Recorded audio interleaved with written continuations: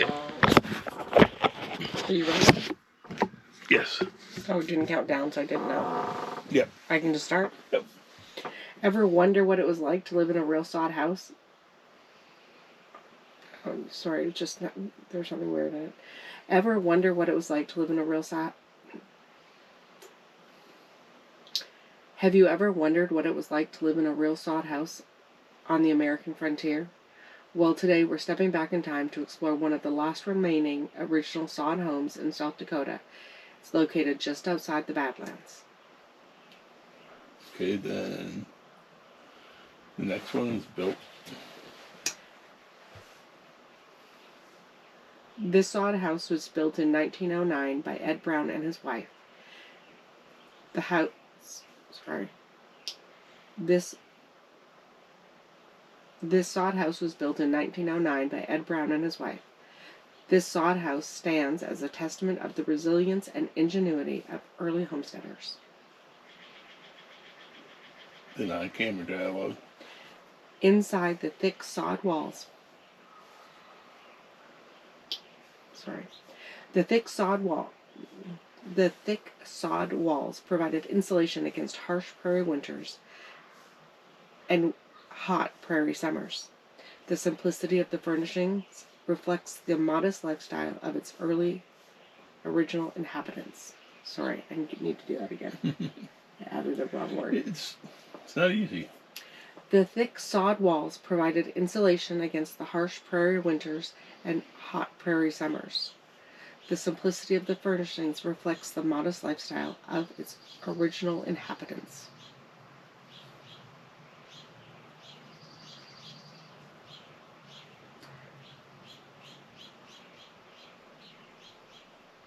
Outhouses were the standard restroom setup for homesteaders.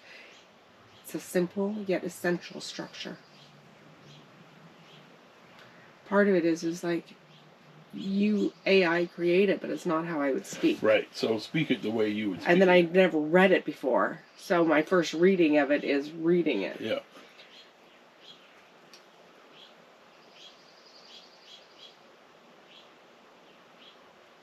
Homesteaders managed livestock on their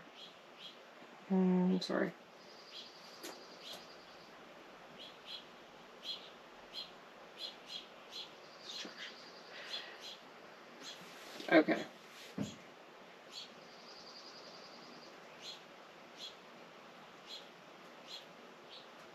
The barn housed... I'm just going to read it. I don't like what it says, but I'm just going to read it anyways. Livestock like chickens and goats were vital for sustenance and income, making these structures central to a daily life.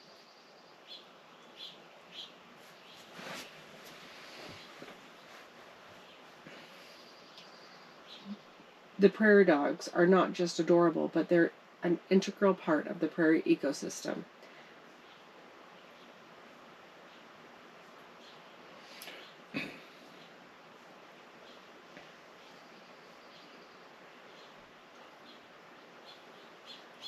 Homes like this, homes like these, homes like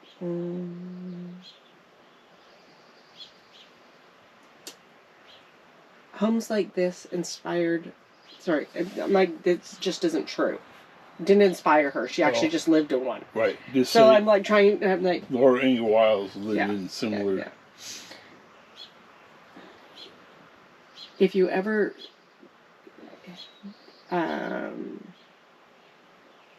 just trying to think of how I want to say it. Okay.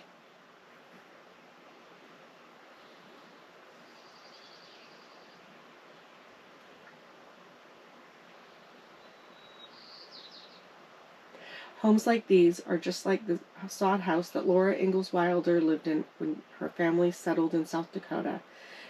These homes offer a glimpse of... Homes like these are... Sorry, I need to start over. Homes like these are just like the ones that Laura Ingalls Wilder and her family lived in when they settled in South Dakota.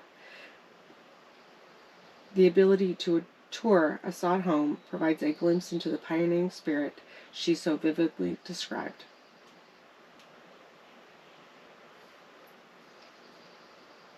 If you're interested in checking out the Prairie Homestead, you can find it at, sorry, how do you say that? 2010-70? Yeah, 2121070. Okay. I wasn't sure like how to say it. Yeah. Like, if you're interested in visiting the prairies, if you're interested in visiting the Prairie Homestead, you can find it located at 21070 South. Sorry, I'm just going to say something different here. Okay. If you are interested in visiting the Prairie Homestead, you can find it on South Dakota Highway 240. A visit to, sorry, I didn't read the whole thing.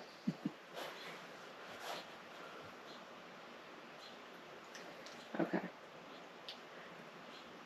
The Prairie Homestead, sorry, I back-tongued it.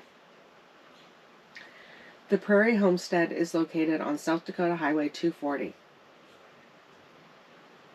It's a great visit for history enthusiasts and a must-visit if you were a Little House on the Prairies fan or enjoyed the books by Laura Ingalls Wilder. I think there might be a couple more. Thanks for joining us on this journey into the past. Don't forget to like, subscribe, and check out the other adventures exploring America's rich history. That might be it. That's probably it. I feel like you keep saying I'm done.